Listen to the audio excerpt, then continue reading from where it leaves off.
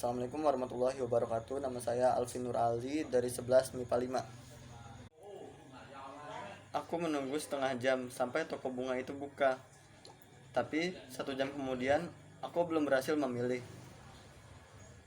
Tak ada yang mantap. Penjaga toko itu sampai bosan menyapa dan memujikan dagangannya.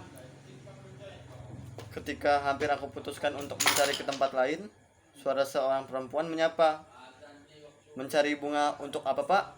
Aku menoleh dan menemukan seorang gadis cantik, usianya di bawah 25 tahun atau mungkin kurang dari itu. "Bunga untuk ulang tahun yang harganya sekitar berapa, Pak?" Harga tak jadi soal.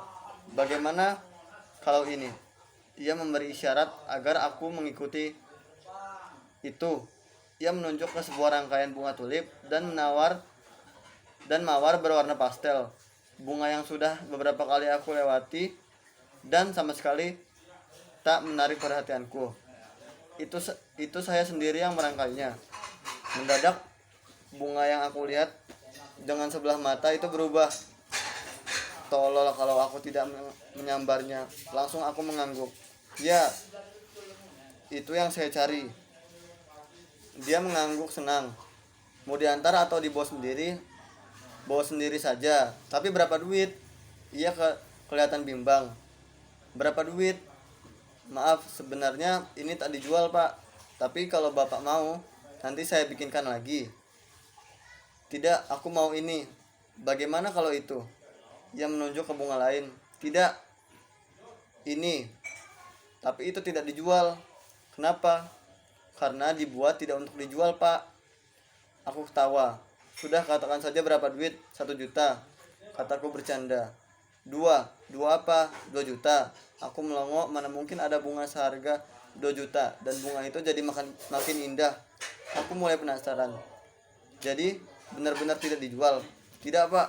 Aku pandangi dia dan dia tersenyum seperti menang. Lalu menunjuk bunga lagi yang lain. "Bagaimana kalau itu?" Aku sama sekali tidak menoleh. Aku keluarkan dompetku lalu memeriksa isinya. Kukeluarkan semua isinya 900.000. Jauh dari harga, tapi aku taruh di atas meja berikut uang receh logam.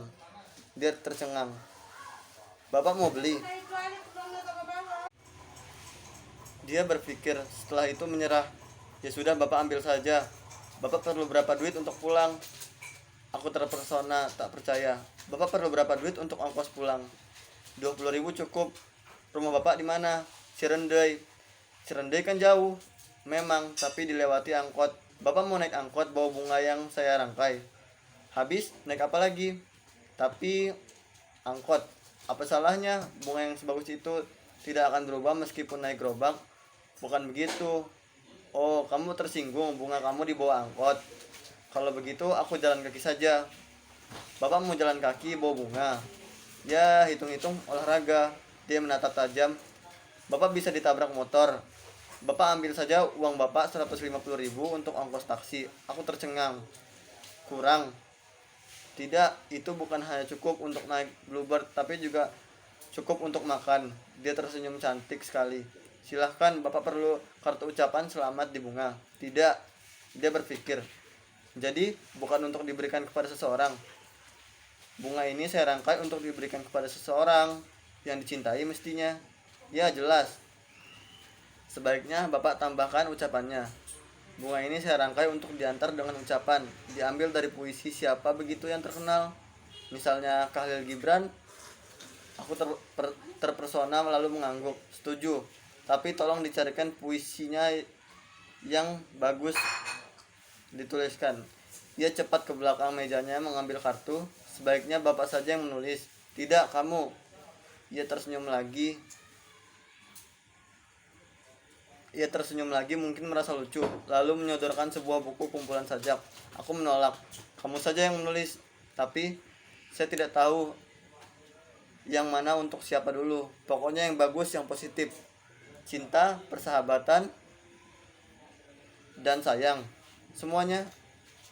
Ia tertawa lalu menulis. Tampaknya ia sudah hafal di luar kepala isi buku itu. Ketika ia menunjukkan tulisannya, ia terhenyak.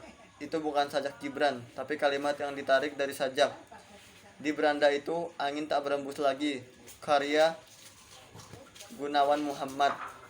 Bersiap kecewa, bersedih tanpa kata-kata. Aku terharu. Pantas Nelson Mandela mengaku mendapat inspirasi untuk bertahan selama 26 tahun di penjara Robben karena puisi. Bagus. Aku tiba-tiba tak sanggup menahan haru. Air mataku menetes dengan sangat memalukan. Cepat-cepat ku hapus. Saya juga sering menangis membacanya, Pak, kata tukang bunga. Ya, tapi sebaiknya Bapak tanda tangani sekarang, nanti lupa. Aku menggeleng, aku kembalikan kartu itu kepadanya. Kamu saja yang tanda tangan, kenapa saya? Kan kamu tadi yang menulis. Tapi ini untuk Bapak. Ya memang. Kamu tak mau mengucapkan selamat ulang tahun buat aku. Dia bengong. Aku memang tidak pantas diberi ucapan selamat. Jadi bunga itu untuk Bapak? Ya. Bapak membelinya untuk Bapak sendiri? Ya. Apa salahnya? Bapak yang ulang tahun? Ya. Dia menatapku tak percaya. Kenapa? Mestinya mereka yang mengirim bunga untuk Bapak. Mereka siapa? Ya keluarga Bapak, teman-teman Bapak, anak Bapak, istri Bapak, atau pacar Bapak. Mereka terlalu sibuk. Mengucapkan selamat tidak pernah mengganggu kesibukan.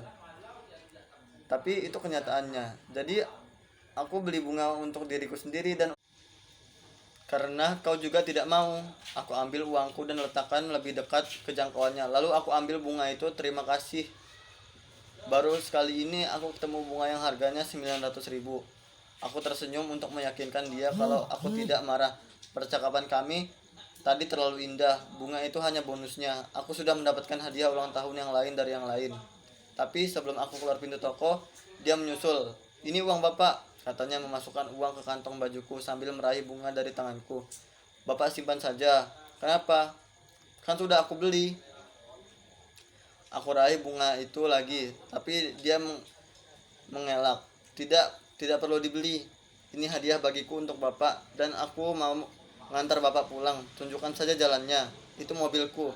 Dia menunjuk ke sebuah Ferrari merah yang nyengir di depan toko. Aku pemilik toko ini. Aku terkejut. Sejak saat itulah hidupku berubah.